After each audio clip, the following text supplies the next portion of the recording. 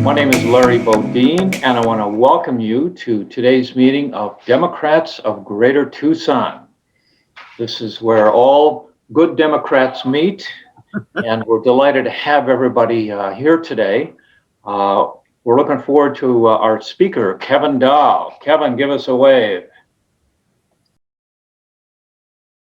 What we are doing at Democrats of Greater Tucson is writing every precinct committee person in Pima County, and we're sending them our Democrats of Greater Tucson card, and on the back there you'll have a handwritten message from one of us on the DGT board inviting you to join Democrats of Greater Tucson and to become part of the bigger picture.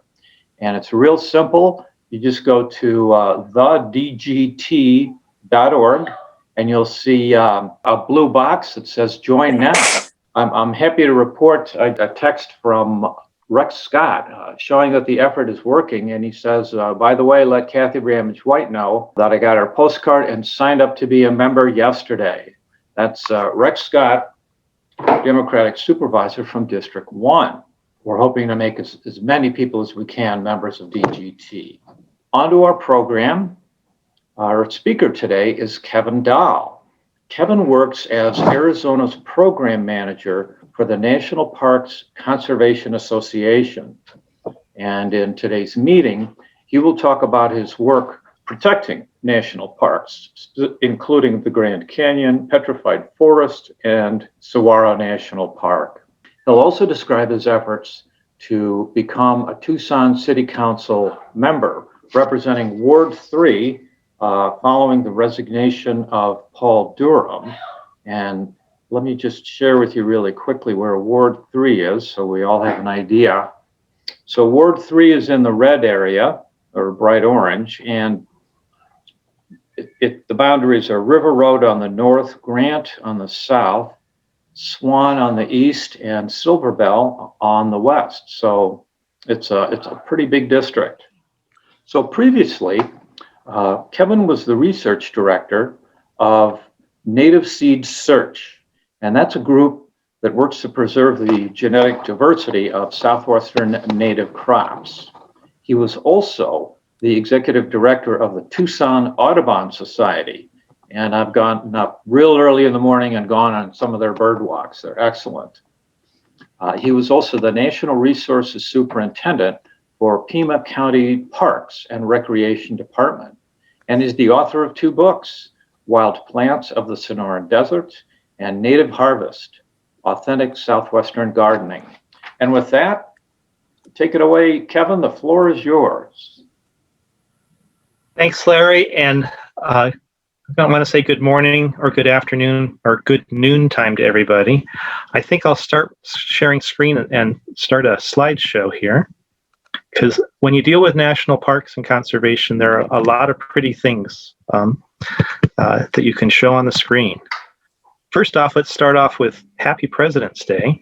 Have you noticed that in Congress, when a senator or congressman is a congressperson is speaking, that they'll often quote a president? So I'm going to quote a couple of presidents today to you.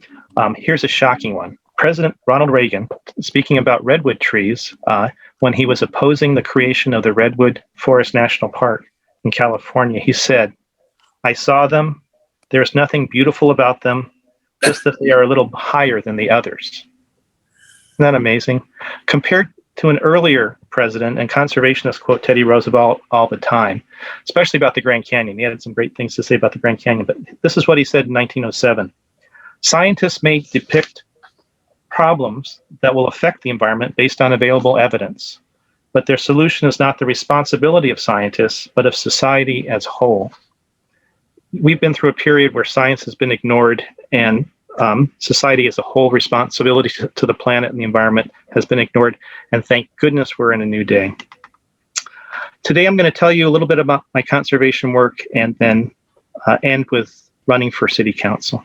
It was my great privilege in 1986 to start working with Native Seed Search. And I know that some of you, because I know some of you on here, have been involved with this organization for a while.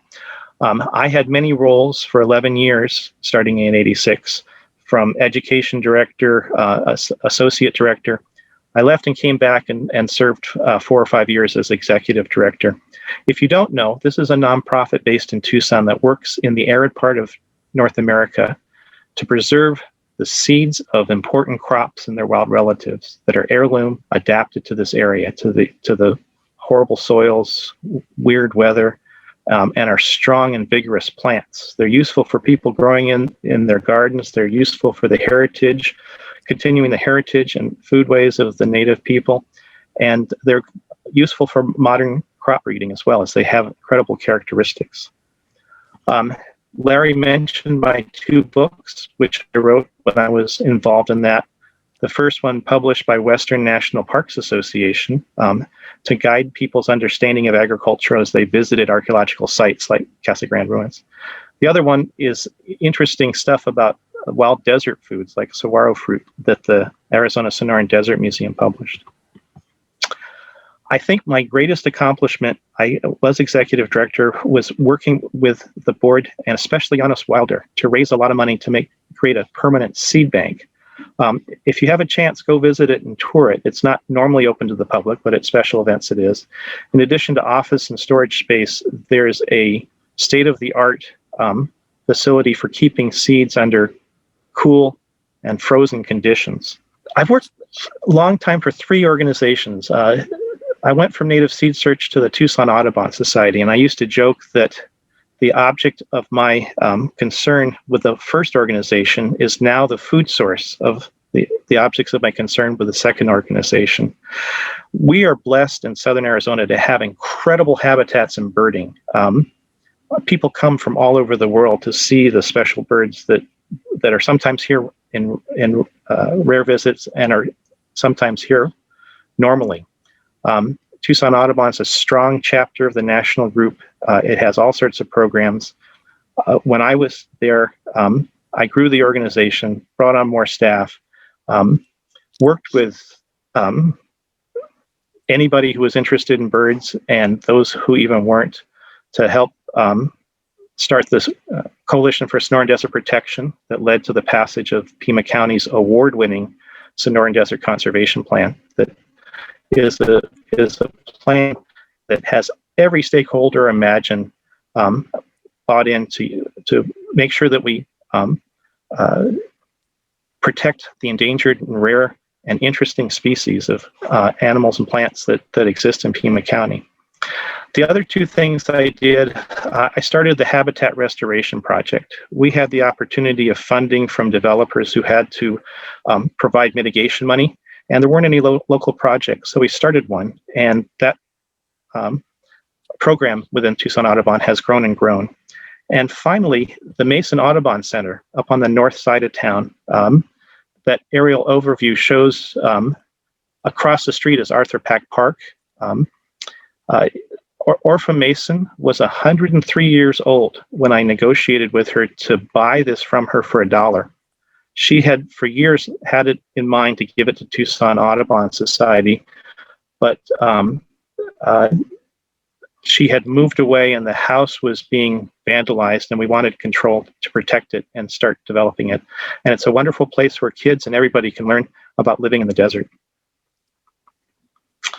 So now, for the last 12 years, I've worked for this incredible national organization. It was set up by the same people who set up the National Park System, who were mostly businessmen and wanted to have a non-government body to advocate for these new national parks and to, be a watchdog, to make sure they were done well. My job is the Arizona guy. I'm part of this advocacy group, but my portfolio includes some national issues, but mostly protecting and supporting and advocating for the national park system in Arizona.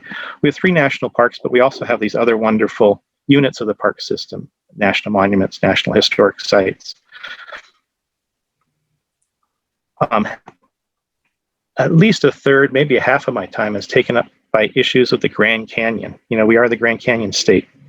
And you would think that our national park system contains the most protected lands, in the world. And in a sense they do, but people get funny ideas about what could also happen there. So there's been proposals for nearby development, including a mega mall type resort just south of the canyon by an Italian developer that for 40 years has tried to do this. And my organization and others have been able to fight it off. There was a plan, maybe you remember at Escalade, where some Scottsdale developers thought they should build a resort hotel overlooking the Grand Canyon on Navajo land with an aerial tramway down to the bottom, to the most fragile area where the Little Colorado River meets the Colorado River. Every tribe opposed it. The developers thought that they could convince the Navajo Nation to do it. And through the concerted efforts of a number of groups, that's been completely stopped. In northern Arizona, there's a legacy of uranium mining that's left some horrible legacy on the Navajo Nation in particular. But there are still active thoughts of uranium mining around the Grand Canyon. And by the way, there was one in the park. If you go to the South Rim and walk the Rim Trail about a quarter to half a mile from the El Tovar Lodge, there are the remains of an active uranium mine that only in the last 5 years was finally reclaimed permanently. Offfall from that uranium mine, which was right on the rim, has made Horn Creek so radioactive, there's signs that hikers should not drink that water. So uranium mining in this area poses real threats. And for instance, here's a mine on the North Rim, just on the edge of the Grand Canyon, that was active until a few years ago. Currently, there's 1 million acres of public land, BLM and Forest Service land on both sides of the park, that Secretary Ken Salazar, during the Obama administration, put a moratorium on new uranium mines for 20 years. That didn't affect existing mines. And for instance, there's this mine, the Canyon Mine, which is only 5 miles south of the South Rim. It's not really operating. They tried to start operating it using environmental compliance from 1986. People sued to say, no, you should do a new environmental impact statement, and the courts, we lost. Recently, the mine owners have changed the mine because they don't want it associated with the Grand Canyon. They call it the Pinyon Plain Mine, and there's no pinyon trees, and it's not in a plain, it's in a forest. Currently, we're part of a coalition looking at the aquifer protection permit renewal, which is a great concern because when they re-drilled this mine, it filled with water. So much water is coming out, you can see that pond to evaporate, and it wasn't evaporating enough, so they spray it into the air to evaporate more, and they also truck water off that site. It's very concerning that we have this uranium mine. Luckily, Arizona has a Grand Canyon champion in Congress. We all know Raul Grijalva. Here we are at the rim of the Grand Canyon, right after a press conference promoting, back then it was called the Grand Canyon Centennial Protection Act. Since it's no longer the Park Centennial, it will be reintroduced soon as the Grand Canyon Protection Act of 2021, which will make this ban permanent. There's other issues like overcrowding at Grand Canyon. This is Grand Canyon West. The South Rim is owned by the Wallapai, and they've developed it, and they haven't done too poor of a job. But look at that. That's photographer Pete McBride doing an overlay of photographs he took on one day. That's the amount of tourism at this one spot in one day in the Grand Canyon. So there are impacts happening. And there's other issues, including how the Grand Canyon Dam is operated. My organization was serving on a federal advisory commission for a 20-plus year project for how the Glen Canyon Dam is operated to best protect the resources and recreational opportunities at the Grand Canyon. We were kicked off because Secretary Bernard is ticked off at my organization, but I've continued to be involved, and we're likely to get back on. It's an incredible science program. We're understanding how the river works in the Grand Canyon with sediments and food sources. That's a humpback chub. That's an endangered species. And it's an experimental adaptive management program. So we're trying experiments to stop invasive fish and to create sandy beaches for visitors and restore as much native vegetation as possible. Well, that was a lot on the Grand Canyon. And Larry, give me a heads up if I'm talking too long. Petrified Forest. We expanded Petrified Forest about 11 years ago. That map, you can kind of see the light spots and the green spots was the old Petrified Forest. The yellowish spots on both sides our the expanded boundary, but they remained in private hands. One project I'm most proud of is I brought a donor to the table when a family who owned a ranch, there were 40 family owners that had gone through several generations, and they couldn't agree on price. They couldn't agree on whether they wanted to sell it at the lower price. I brought in a donor who made up the difference, and that land will be permanently, 8,000 acres will be permanently in Petrified Forest National Park. Saguaro National Park, one of Tucson's greatest assets, in my opinion, and a place where I go and hike fairly often. It has different threats. Buffalo grass is the most insidious. Because it's a fire-dependent grass, it makes the desert burn where wildfires never occurred before. In a healthy Sonoran desert, there's not enough fuel for wildfires to go beyond one tree or a couple of trees. But buffalo grass wants to change the environment into an African savanna, and it will do that with fire unless we deal with it. Very important. Working with Representative Kirkpatrick's staff to introduce a bill that will provide some funding. There's incredible people who volunteer a lot, and here I am at one point pulling out buffalo grass by hand. Tedious work, but we have to do it if we love saguaros and want our children and our children's children to see them.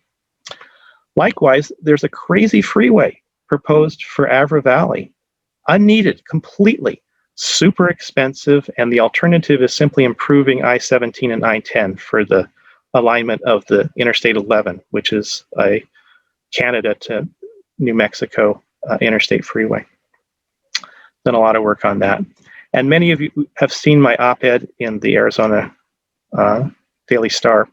We successfully passed positive park legislation for saguaro. We modest, but a couple of dozen parcels were added to the park, despite it being the Trump administration. He signed the bill. It gives me goosebumps, but it was the skillful work of Congressman Grijalva and his staff that got it attached to the COVID-19 government funding bill that passed in December. Okay, there's other issues in my portfolio.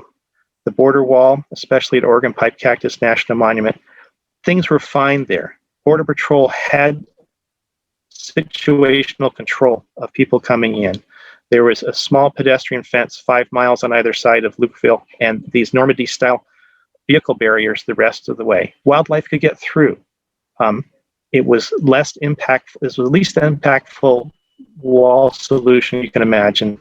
But because of Trump's campaign promise, they've put in this ridiculous, expensive, destructive project. I was out there with a national public radio reporter when we happened along. This bulldozer was plowed over a saguaro in front of us. And I took out my cell phone, took a picture, and it went viral.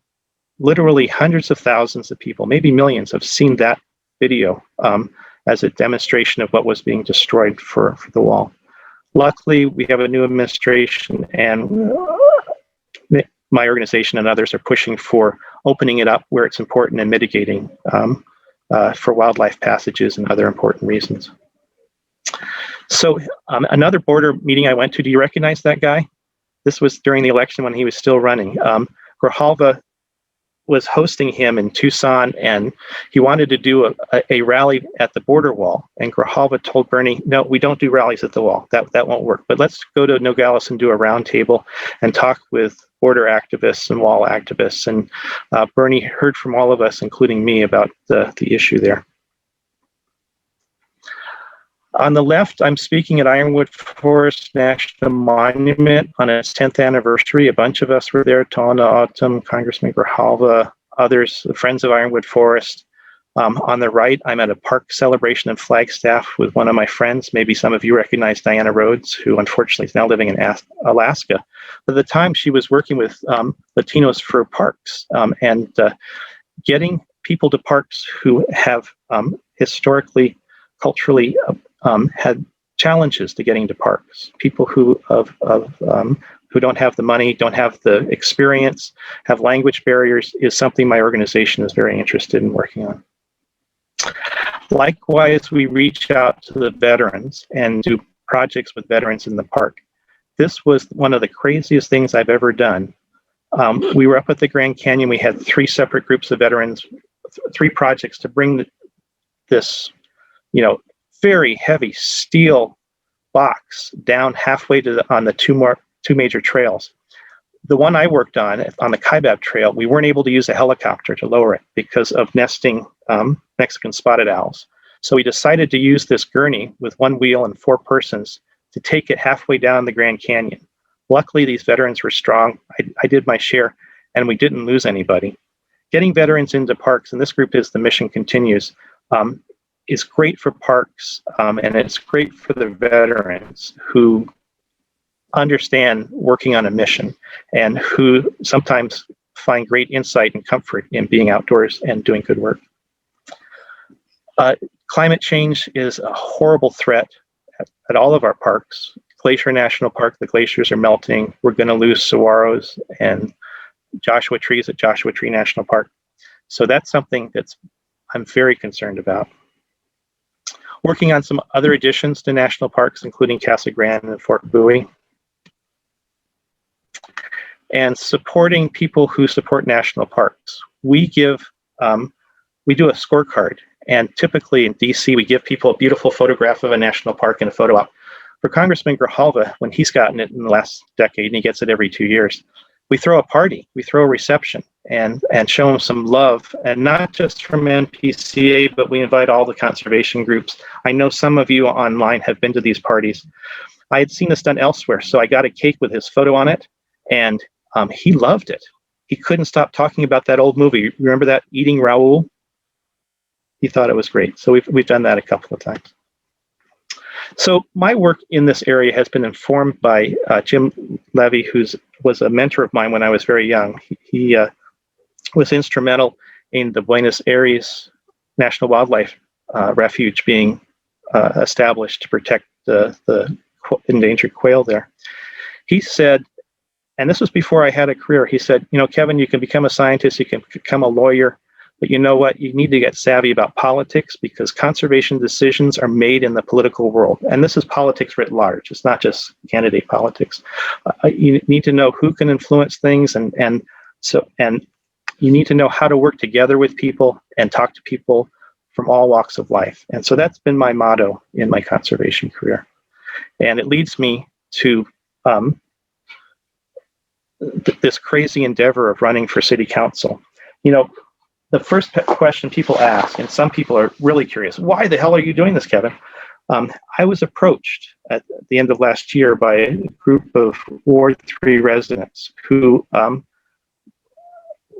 asked me to consider running in the event that Paul Durham did not seek a second term in this election. And the writing was on the wall, and I wish Paul the best. He served very well. And I haven't had much concern about him as a city councilman until recently, when it just seemed like it was painful for him.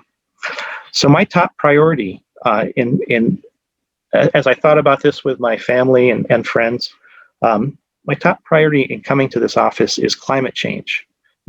Tucson is taking this on, and if you haven't done it, you should take the climate change survey. That will inform how the city goes forward. I want to be on the council to help with the policy decisions and to promote them and advocate for them that will, deal with this record-breaking heat, drought, that will disproportionately impact people who are marginalized situations, who don't have the money to move someplace cooler or to retrofit their house or to pay air conditioning every month.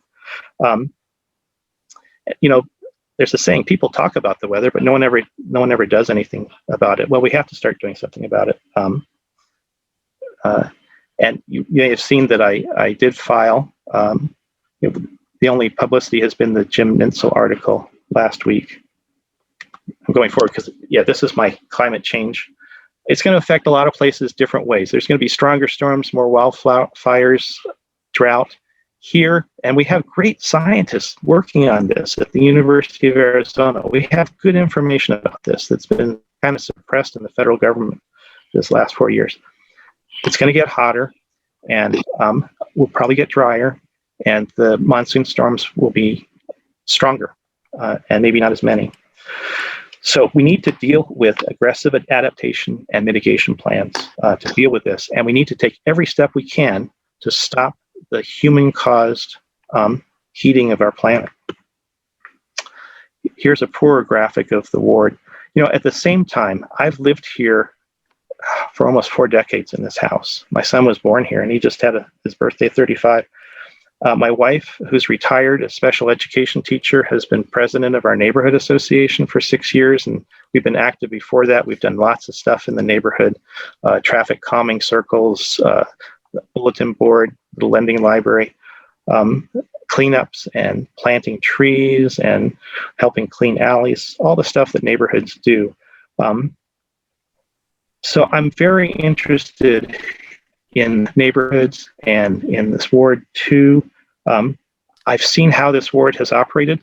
I think the staff are doing a great job. Three of the 4 I know personally, but I want to, strengthen that so that it continues to do a great job of providing information, help, and access to needed services to everybody in the ward, but especially those who are at most risk. And some of the neighborhoods are very stressed. A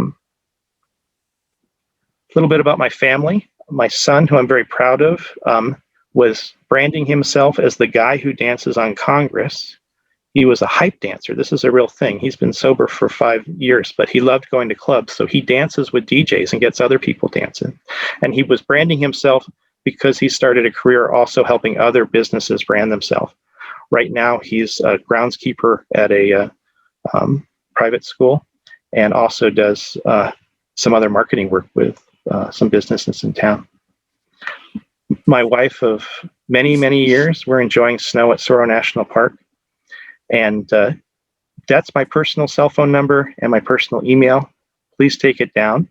If we don't get to your questions or concerns the rest of the session, please contact me and I'll be glad to give you the best answer as possible.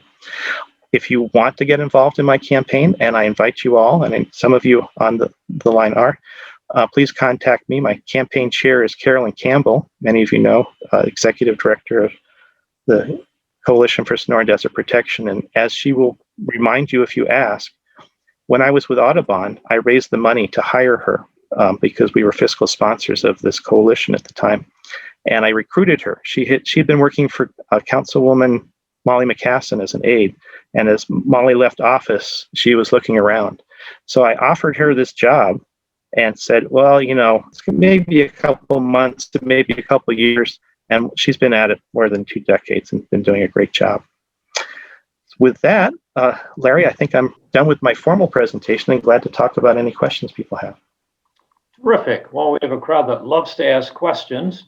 Kevin, Paula Schlussberg asks, does your organization send out action alerts when there are bills to support or oppose at either the federal or state level, or actions that call for a response like the one you mentioned in connection with the review of the uranium mine? Yes, we do. And you can sign up on our website, npca.org.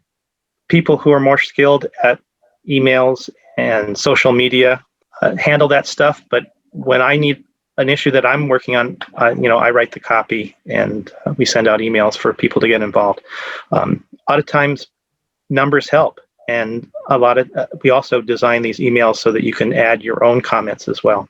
Barbara Warren, please unmute yourself. Barbara has a question, and she was our speaker a couple of weeks ago talking about how Tucson is not ready for intense heat. Go ahead, Barbara. You're stealing my question. Basically, I wanted to know how you will deal with extreme heat exposure in our community when it's a extreme heat emergency, particularly if there's a power outage, but also for people who are regularly exposed to extreme heat in their work. Well, the simple answer is I will follow your instructions and suggestions.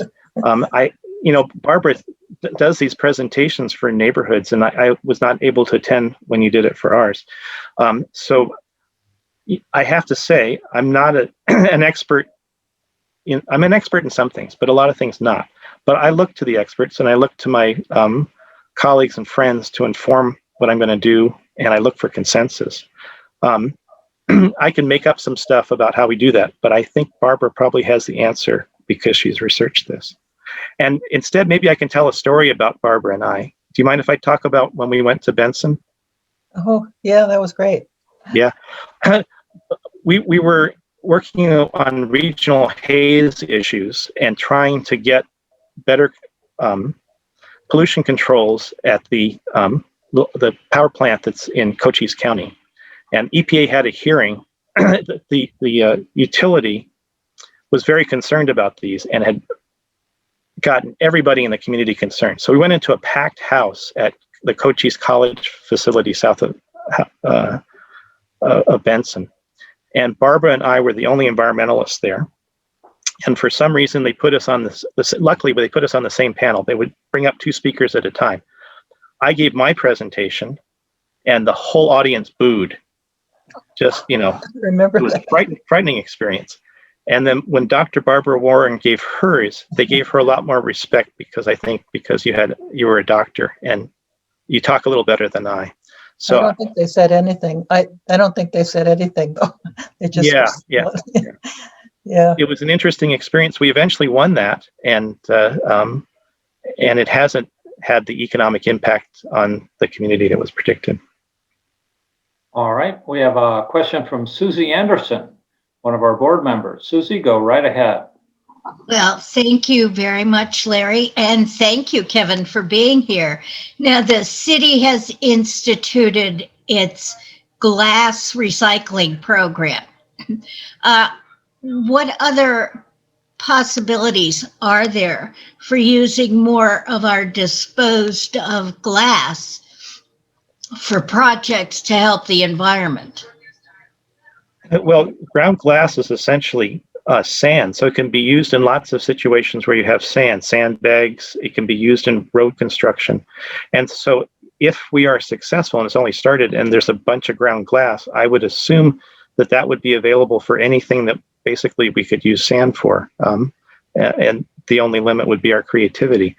I think it's exciting that we can use it in roads and maybe to replace some of the fossil fuel material that goes into roads. But I don't know if that's possible or whether it's the equivalent of rocks that go into asphalt.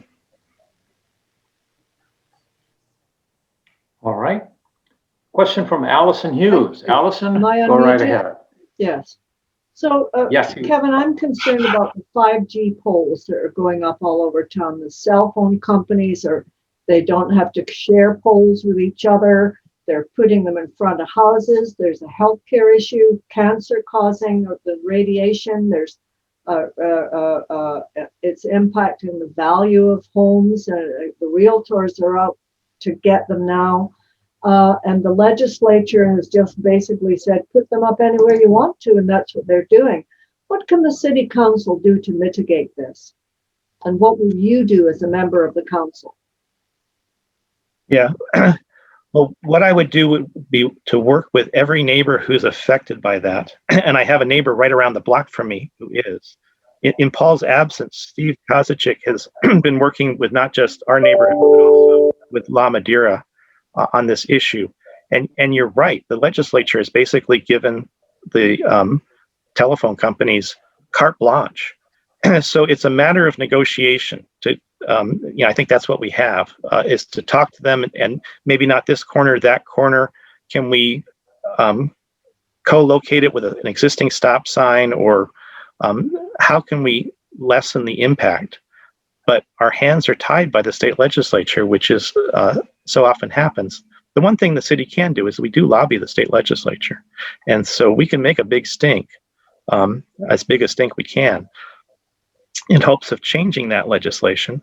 And that would be something I would be interested in doing too. Thank you. We've got a question from Michael Bryant. Go right ahead, Michael. Unmute yourself and ask your question. Kevin, I was interested in hearing your ideas and principles for reducing police violence and use of force situations. You know, we're fortunate in Tucson in that our police force is generally pretty good. So that's the information that I've received. Yet there have been horrible incidents. So the police need training. They need the resources to be able to do the training and have other resources available going into conflict situations where maybe the police are not the best solution to the situation at hand. So complicated, a 2 or 3 sentence response is not going to do it. Like everyone, I'm completely shocked by the violence towards Black Americans that is evidenced by police across the nation. But I do want to say that I think Tucson is a little ahead of the game, and I want to make sure that it gets as far ahead of that situation as possible. Community policing will be an important part too. When police know the community and when the community knows the police, say bicycle units where people can interact with the police on a regular basis. When we're the eyes and ears of the police force, we all benefit. Crime is an issue. In starting this, before I announced, I reached out to all the neighborhood association presidents and other officers I could to hear what people are concerned about. And some are very concerned about police violence because they've seen it happen in their neighborhood. Many are very concerned about crime. And you would think that, well, there's some tension there. We need to get community people involved with the police and police involved with the community. And I think providing the funds for more community policing, including bike patrols, would be one positive thing to do in Ward 3. Louise Pate, you've got your hand up. Please unmute yourself. My question is, I lead a neighborhood watch. Would you ever consider coming to a neighborhood meeting sometime, Kevin, and talking about environment? Because I have neighbors who have big trucks and big vehicles, and they get out in the morning and they warm them up, and all that gasoline and stuff is, Luis, I would be glad to, and I expect to regularly go to neighborhood association meetings. I'm not sure if it's appropriate as part of the campaign, but if a neighborhood association invites me, I'd be glad to come and speak. Once I'm elected, that would be a regular part of my duties. All right, we have a question from our former president, Jeremy Lasher, who's on the call today. Jeremy, go right ahead. Hey, Kevin. So the council and mayor every year have to pass a budget that is supposed to show the priorities we have for the city of Tucson. We just passed a $1.7 billion budget showing our priorities. You stated that your priority revolves around climate change and preparing the city for it. What are some things you'd like to see the city spend money on, they're not currently spending money on, to prepare us for climate change, or ways you might improve some existing policy that would help people in Tucson fight climate change? Yeah, and budget is always, is there the revenue compared to expenses? What do you take away from or add to? And but given that, and given that my understanding of the budget still is elementary, I would like to see us support transportation issues, both in improving roads, because I get a lot of complaints about potholes and the condition of roads, but also in bus transit. People don't ride buses because they don't want to wait around for 30 or 40 minutes. And if you miss the bus, then it's an hour or more. If we can get the buses operating more often, I think that would help provide an opportunity for people like me who could drive my car, but could choose instead to ride the bus, and would help those people who don't have cars or can't afford the gas and it's cheaper to take the bus. Regular, more often buses, and as low as possible fees, not make that a cost center. I think that would be really helpful. As one example, I'm sure there'll be lots more. I like the million trees. I love trees. I've planted hundreds in my neighborhood, and I think there'll be some revenue sources from outside the normal city revenue to support that if we go after it. Okay, we have a follow-up question from Mike Bryan. Mike, go ahead. As an environmentalist, what your ideas are regarding the use of the city power over zoning and development applications and building codes in order to address climate change and our use of more efficient use of our resources in terms of fossil fuels. And I was on the planning commission for a year a while back, and it was frustrating to me that the planning commission wasn't able to do more, not only in that area, but just more transparency and involvement in the public in those sorts of issues. Yes, we should not be subsidizing growth at all, and we do. We should be requiring that new growth have green infrastructure, and we should be providing incentives, such as the solar rebate, for retrofitting structures, houses, businesses, in our goal to deal with climate change.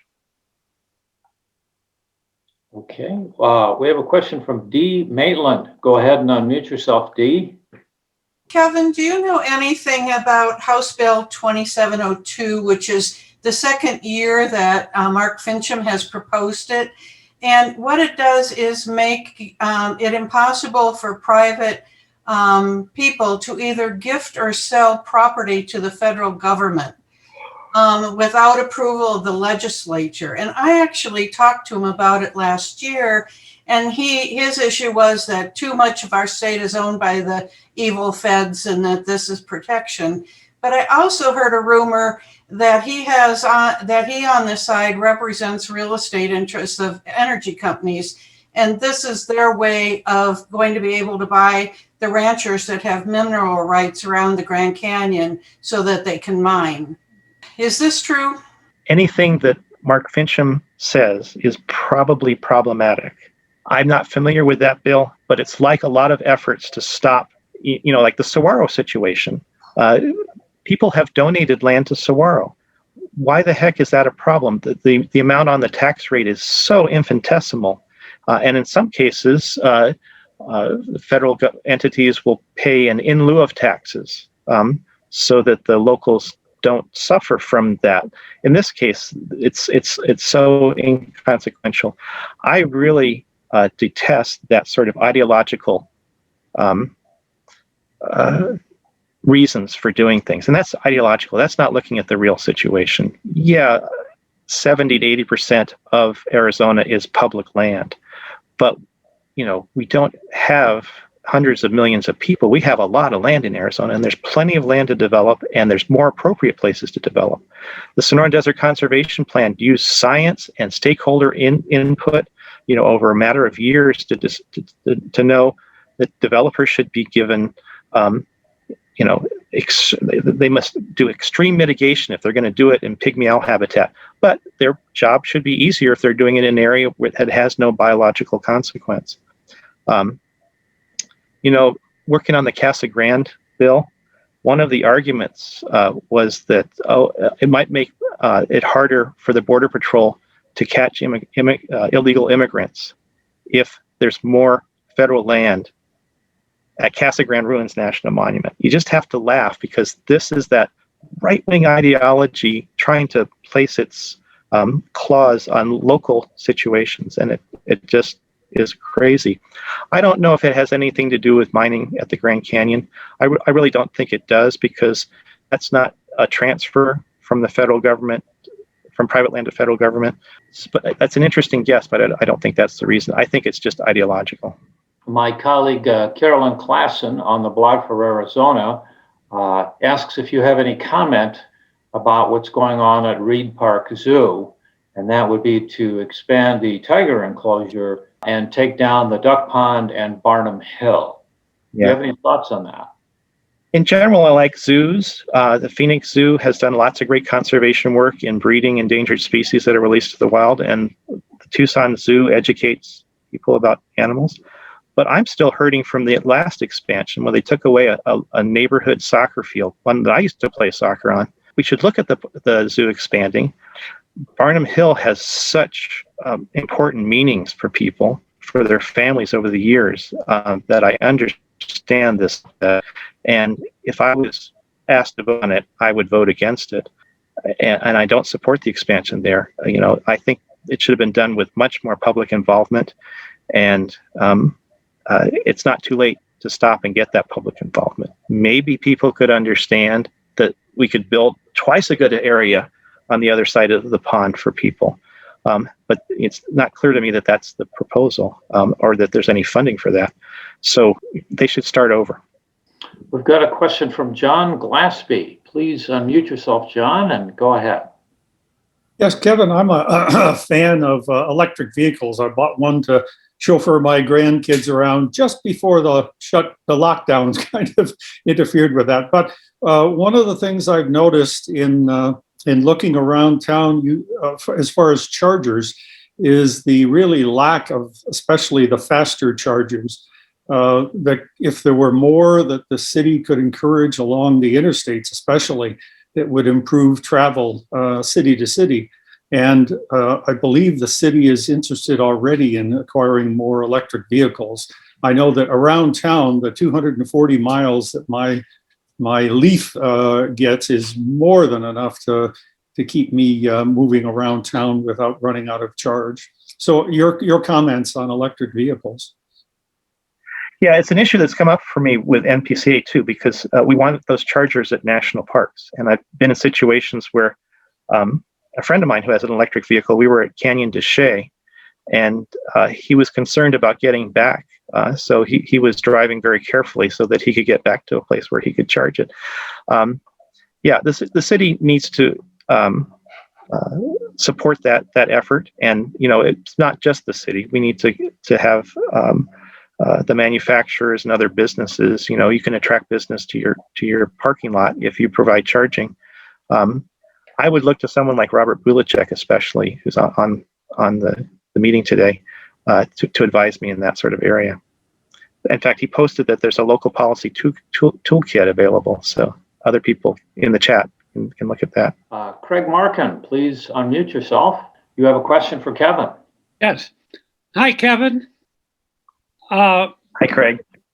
If you were, or if we are fortunate enough, and that's my opinion, to avoid Opera Valley with I-11 and it went through town on the existing route, how much influence would the city have on construction, design, or noise mitigation, or whatever? Well, that's a great question. And the question remains, how much more would we have to do over existing improvements to what those impacts would be? Steve Farley's idea was, let's just stick some signs out there that says Interstate 11 underneath the I-10 and I-17 signs and be done with it. And that would probably be a good enough solution. The modeling that the Federal Highway Administration has done about the future is pretty flawed. We really don't know future demand. Things can change, and shipping routes can change, and technology can change. And there's great technology that's within our grasp where trucks are timed, so that they come in through the city not during rush hour. And because this is set up ahead of time, it's not that much of a problem for the trucking companies. And I say that because Interstate 11 is envisioned as a boost for imports. It was designed because there wasn't a good north-south freeway between New Mexico and California. I thought, well, this one that goes through Las Vegas and up to Canada could be an important shipping route. I'm not completely convinced, but it's a route, and there might be other stretches of it, like between Phoenix and Las Vegas, where it could be useful. Long answer to your question, I think the city will have some influence, especially since some of the land that's along the potential expansion is city property. Thank you. Good to see you, Craig. Yeah. Question from Molly McCasson. She says, I agree with your emphasis on transportation to make the most substantial environmental impact on the city council. The RTA does not help promote public transportation. Should the city get out of the RTA, which does not support alternative modes of in the city? Boy, thanks, Molly. I can't answer that question without consulting my campaign chair, who serves on an advisory capacity to the RTA. And so I'm going to say that's a great question. I don't know. the RTA seems to have pushed us towards road building and expansion rather than other transportation modes, and also maintenance. And people are very concerned about maintenance. So that's my non-answer answer. Actually, Larry, Yes. Oh, go ahead, Molly. I kind of plugged that in there, but I understand the situation with Carolyn on the board. Whether we get in or out of the RTA, which is probably we won't get out. I don't think people knew what they were getting into when the Regional Transportation Authority passed. No one, certainly no one I knew, understood the depth of it. And the only reason I did was having been on the city council. So our having no control over our city's transportation infrastructure, basically, we have one vote, just like Sierrita. That's it. Having that situation puts us in such a vulnerable position on every single planning issue going forward. And ever since that group, came about, whenever it was, and it's due to sunset. And it's such if we can't get rid of it, what would you do to increase the funding for smaller buses, more shorter headways, more buses on the roadways? What have you considered or might consider? So the question is, if we can't get out of it, how do we influence it for that? And the answer is, how do we influence it? If we have one vote, we have one vote. Can we make deals with some of the other smaller cities to influence their vote? Can we create a block? This is me brainstorming in real time because unlike you and unlike Carolyn, I haven't been a part of that discussion much, and I've just heard about it from what I read in the paper and know that there's great concerns about the direction that it's taking for the next bond. So I would be an active participant in working through what the city of Tucson can do to advocate for our values and our goals, which has to do with climate change and providing transportation for people who need it. Thank you, Kevin. And I'm so excited you're running. Thanks. Thank you. Kevin, one last question from Karen Harris. She asks or says, I've been reading that there is grading taking place on the border wall area. Do you have any information about that? Yeah, I have all sorts of information about it. It took a while, but most of the contractors have stopped working on actual border wall stuff. And we got that confirmed because there's a lot of people out there with drones taking pictures and going to the wall and seeing what's happening. They continued for longer than they should have when the administration said to stop. But they've all stopped constructing the wall. They are working on roads. And the thought is, he didn't say to stop the roads, and the Border Patrol will need the roads. The roads are very destructive because they're going up mountains. Imagine taking an arbitrary line across the Catalinas, deciding we need a road there and just bulldozing straight that way. That's what's been happening on the desert mountains along the border. So that's of concern. There are people who are working on trying to stop it, but they're not continuing to build the wall at this point. Thank you, President Biden. Well, Kevin, we're almost out of time, and I was wondering if you could close out our meeting by telling us two things. How can we support you in your environmental efforts, and how can people support you and find out more about your candidacy for Ward 3? Okay, for the environmental efforts, my organization, you can sign up free. You can become a member if you like, but go to our website, Google National Parks Conservation Association. Please don't confuse it with Western National Parks Association, which is a great organization based in Tucson that raises money and publishes books about the national parks and runs their little visitor center. It's National Parks Conservation Association. And we'll ask you for money. You can ignore that if you like, or you can give money. But you can sign up to get email alerts. And you can do that for any organization. There's a lot of great conservation groups that are active. The other two that I mentioned, Native Seed Search, buy something online. The store is not open right now. Tucson Audubon Society has great programs, and they have a nature shop as well, so you can support them that. How you can support me, if you're in my ward, I need your signature on a nomination petition. If you're in the city, I need a $10 donation so that I can get the $200 needed for clean elections. And also, vote. The primary and just by ward is August 3rd, and the general will be early November.